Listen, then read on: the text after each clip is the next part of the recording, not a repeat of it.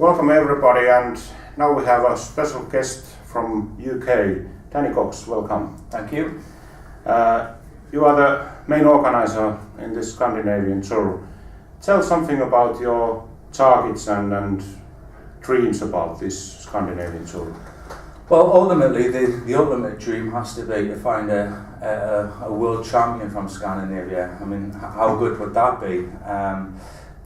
These countries that make up Scandinavia have had darts players that have played at the highest level since really the turn of the professional sport, going back to the days of Eric Bristow and John Lowe when they were dominating the sport.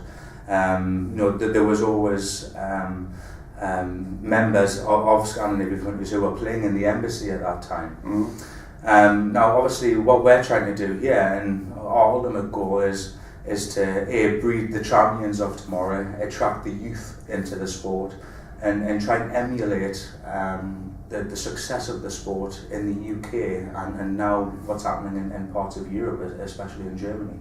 But that has to be the main goal. Yeah.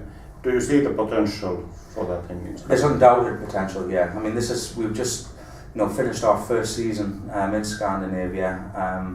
The players' attitudes are fantastic, and the culture of the Scandinavian countries is not too dissimilar to the British culture, and we really have been warmly welcomed here, and the undoubted potential, and I wouldn't say amazed, but extremely happy with the standard of darts this year as well. I mean, we've had 9 darters, we've had missed doubles at 9 darters, 10 dart legs, 11 dart legs. So the standard is very impressive already.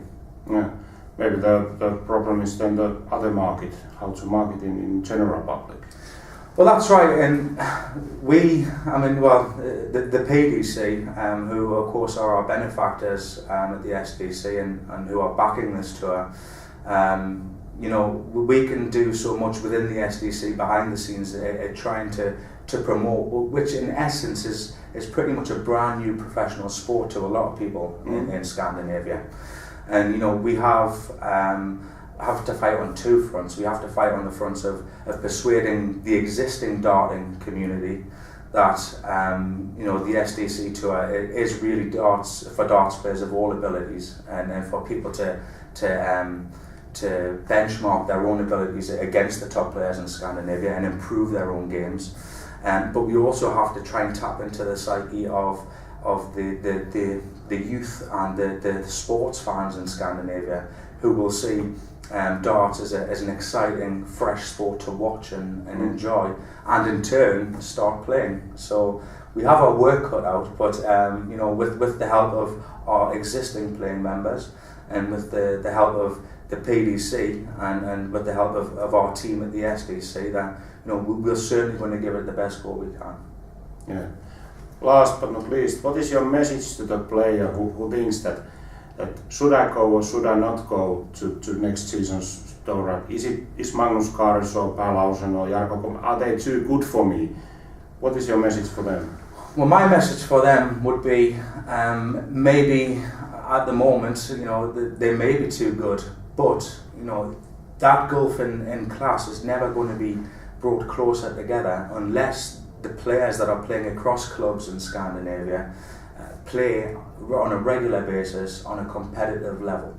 To use the analogy of Phil Taylor, the Phil Taylor phenomenon, 10 years ago, drawing Phil Taylor in the first round of a PDC event undoubtedly mean you were packing your bags and you were going home. Yeah.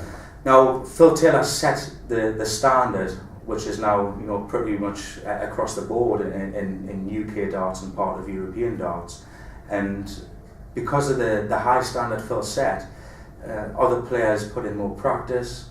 They made the effort to attend more UK events to play against the top boys, and slowly but very surely they've closed the gulf in class. I mean, we have 19 and 20-year-olds who play in the UK, who started watching Phil when they were 10 and 11 years old, and they're now 19 and 20, and they're averaging over 100 in every Pro Tour event in the UK. It's phenomenal, and Phil Taylor is the reason for that. So for the dart playing community of Scandinavia, all I can say is, apart from the fact that these events are well funded, you can win some money, but I think the dart playing community of Scandinavia